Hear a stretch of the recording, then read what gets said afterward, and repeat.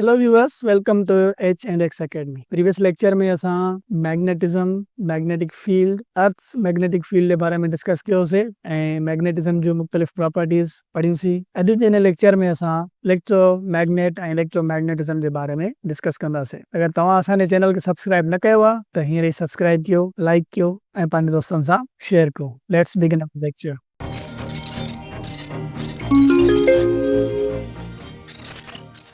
Previously असां जॾहिं magnetism discuss कयोसीं त उन में असां इहो ॾिठोसीं त मैग्नेट ॿिनि क़िस्मनि जो थिए थो। हिकिड़ो नेचुरल मैग्नेट, कुदरती, ऐं ॿियो आर्टिफिशियल मैग्नेट। हाणे आर्टिफिशियल हथरादू जेको मैग्नेट ठाहियूं था असां, उन मैग्नेट ठाहिण जा खोड़ सारा तरीक़ा आहिनि। हीट करे बि असां सबस्टेंस खे मैग्नेटिक प्रॉपर्टीज़ प्रोड्यूस कराईंदा आहियूं। ऐं हिकिड़ो तरीक़ो इहो आहे त असां कंहिं मटीरियल मां इलेक्ट्रिक करंट पास करायूं त उन मटीरियल में मैग्नेटिज्म वारी ख़ासियत पैदा थिए।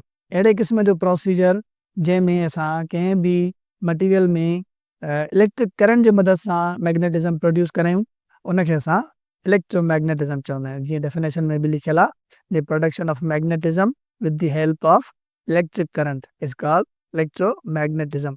हाणे इहो जेको इलेक्ट्रोमैग्नेटिज्म जो तरीक़ेकार आहे, इहो सभ खां पहिरियां फिजिसिस्ट हान क्रिश्चियन ओस्टर्ड ऐं डेवलप कयो, डिस्कस कयो। जंहिं छा कयो, हिकिड़ी वायर में करंट जॾहिं फ्लो करायो त उन वायर जे चौधारी हिकिड़ी मैग्नेटिक फील्ड प्रोड्यूस थी ऐं इन जे बुनियाद ते उन इलेक्ट्रोमैग्नेटिज्म जो बुनियाद विझो। त तव्हां तस्वीर में बि ॾिसो त हिकिड़ी बैटरी आहे ऐं हिकिड़े कोके जे अराउंड असां जेको आहे सो वायर लूप कई आहे।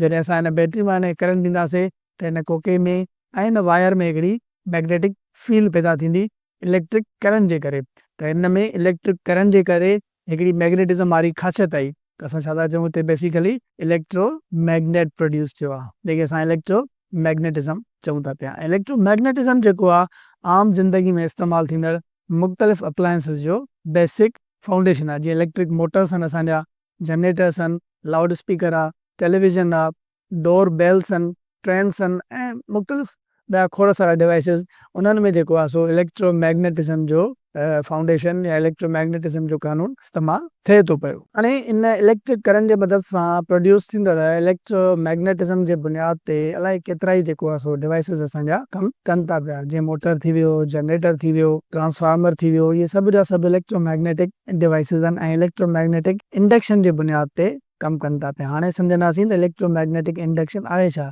त इलेक्ट्रोमैग्नेटिक जे ज़रिए कीअं जेको आहे सो EMF या वोल्टेज प्रोड्यूस थिए थी पई। तव्हां हिन डेमो में ॾिसी सघो था त हिकिड़ो वायर आहे, कॉइल थियल आहे, उन जे वेझो असां हिकिड़ो मैग्नेट खणी था अचूं ऐं ॿाहिरि कढूं था त हेॾां वोल्ट मीटर में डिफ्लेक्शन पैदा थिए थी पई। त अहिड़ो प्रोसीजर जंहिंमें काई बि EMF इंड्यूस थिए या वोल्टेज इंड्यूस थिए जॾहिं असां को कंडक्टर वेझो खणी वञूं करंट कैरिंग वायर जी, माना अहिड़ी वायर जंहिंमें करंट फ्लो कंदो हुजे, उन जे वेझो असां जॾहिं को मैग्नेट खणी वञूं त उन वायर में EMF इलेक्ट्रोमोटिव फोर्स या वरी जेके असां वोल्टेज चऊं था उहा प्रोड्यूस थिए। त हिन प्रोसीजर खे असां वरी चऊं था इलेक्ट्रोमैग्नेटिक इंडक्शन, माना EMF जी इंडक्शन छाजे ज़रिए, इलेक्ट्रोमैग्नेटिक प्रोसीजर जे ज़रिए। त तरीक़ेकार सिंपल आहे, जॾहिं बि कंहिं वायर में इलेक्ट्रिक करंट फ्लो थिए थो, उन वायर खे जॾहिं असां कंहिं मैग्नेट जे वेझो खणी था वञूं त उन वायर में EMF इंड्यूस थिए थी पई, उन वायर में वोल्टेज प्रोड्यूस थिए थी पई। हाणे इहो जेको EMF इंड्यूस थिए थी पई या इहा जेका इंडक्शन आहे, इहा ॿिनि क़िस्मनि जी थिए थी। हिकिड़ी आहे सेल्फ इंडक्शन, त कंहिं वायर में करंट हुजे, उन जो पंहिंजो करंट चेंज थिए, उन जे पंहिंजे करंट चेंज थियण जे करे उन में EMF पैदा थिए, इनखे असां चऊं था सेल्फ इंडक्शन। ऐं ॿियो वरी थींदो आहे असांजो म्यूचुअल इंडक्शन। हाणे म्यूचुअल इंडक्शन जो जेको लॉ आहे उहो बेसिकली ट्रांसफार्मर में इस्तेमालु थिए थो। त ट्रांसफार्मर कमु थो करे म्यूचुअल इंडक्शन जे प्रिंसिपल ते, जंहिंमें छा थो थिए त असां हिकिड़े कॉइल में करंट प्रोड्यूस करायूं था, उन हिकिड़े कॉइल में करंट प्रोड्यूस थियण जे करे उन जे भरिसां वारे कॉइल में बि करंट प्रोड्यूस थिए। त अहिड़े क़िस्म जे इंडक्शन खे असां वरी म्यूचुअल इंडक्शन चऊं था पिया। त इलेक्ट्रोमैग्नेटिक इंडक्शन मुख़्तलिफ़ इलेक्ट्रिक डिवाइसिस जो बेसिक प्रिंसिपल आहे। जीअं मोटर थी वियो, जनरेटर थी वियो ऐं असांजो ट्रांसफार्मर थी वियो। इलेक्ट्रोमैग्नेटिक इंडक्शन सभ खां पहिरियां माइकल फेराडे डिस्कवर कयो ऐं उन जे नाले सां फेराडेज़ law of electromagnetic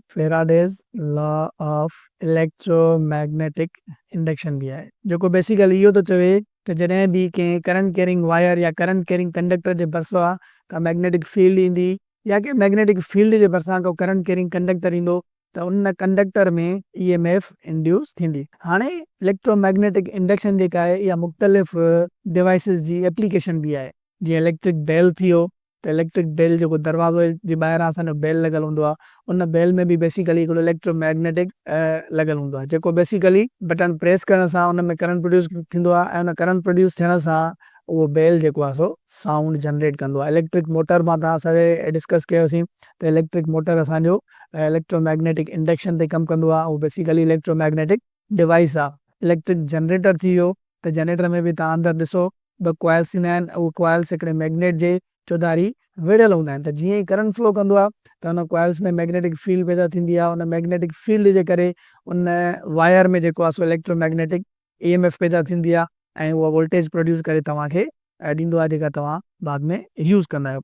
loud speaker आहे, लाउड स्पीकर में बि हिकिड़ो वॾो इलेक्ट्रोमैग्नेट लॻल हूंदो आहे, त हुनखे जीअं असां ऑन कंदा आहियूं उन मां करंट फ्लो कंदो आहे, त हुन में EMF इंड्यूस थींदी आहे, उहा EMF करंट ऐं बाद में साउंड जे सूरत में तब्दील थी वेंदी आहे। त इहे एप्लीकेशन्स आहिनि बेसिकली इलेक्ट्रोमैग्नेटिक इंडक्शन, ऐं इन्हनि खे असां इलेक्ट्रोमैग्नेटिक डिवाइसिस चऊं था पिया। इन्हनि खां अलावा ॿिया बि खोड़ सारा डिवाइसिस आहिनि जिन में इलेक्ट्रोमैग्नेटिक इंडक्शन यूज़ थिए थी पई, जिन खे असां इलेक्ट्रोमैग्नेटिक डिवाइसिस चऊं था पिया। जीअं असांजो मैग्नेटिक क्रेन आहे, वॾी क्रेन जंहिंखे हिकिड़ो वॾो हैवी मैग्नेट लॻल हूंदो आहे, त जंहिं शइ खे असांखे लिफ्ट करणो हूंदो आहे त असां मैग्नेट उन शइ जे वेझो खणी वेंदा आहियूं, त उहो उनखे अट्रैक्ट करे पाण खां मथे छिकींदो आहे। इन तरीक़े सां असां जेके हैवी लोड आहे या जेको स्क्रैप आयरन आहे, उहो खणी हिकु जॻह खां ॿिए जॻह ताईं पहुचाईंदा आहियूं। मैगलेव ट्रेन्स आहिनि, हाई स्पीड ट्रेन्स जेके डेवलप्ड कंट्रीज़ में हलनि थी पियूं, इहे बेसिकली इलेक्ट्रोमैग्नेटिक डिवाइसिस आहिनि, इलेक्ट्रोमैग्नेटिक इंडक्शन जे प्रिंसिपल ते कमु कनि थियूं पियूं। MRI मशीन्स आहिनि, MRI machine, MRI stands for magnetic resonance imaging, त MRI मशीन नाले में ई हिन में मैग्नेटिक आहे, त MRI मशीन्स बि बेसिकली इलेक्ट्रोमैग्नेटिक डिवाइसिस आहिनि, जिन जे एंट्रंस ते हिकिड़ो वॾो ह्यूज इलेक्ट्रोमैग्नेट लॻल हूंदो आहे, जंहिं जे मदद सां असां बॉडी में कोई बि डिफेक्ट या काई बि बीमारी या कोई बि सेल या टिशू ख़राबु आहे त उहो डिटेक्ट करे वठंदा आहियूं। त इहे सभु जो सभु इलेक्ट्रोमैग्नेटिक डिवाइसिस आहिनि, जेके तव्हां पंहिंजे आम ज़िंदगीअ में ॾिसो था पिया यूज़ थियनि था पिया। अॼु जे हिन लेक्चर में असां इलेक्ट्रोमैग्नेटिज़म जे बारे में पढ़ियोसीं, ऐं इलेक्ट्रोमैग्नेटिज़म जे बुनियाद ते वर्क कंदड़ डिफरेंट डिवाइसिस डिस्कस कयासीं। नेक्स्ट लेक्चर में असां लाइट रोशनी जे बारे में पढ़ंदासीं, लाइट जे ख़ासियतुनि जे बारे में डिस्कस कंदासीं। Thank U for watching.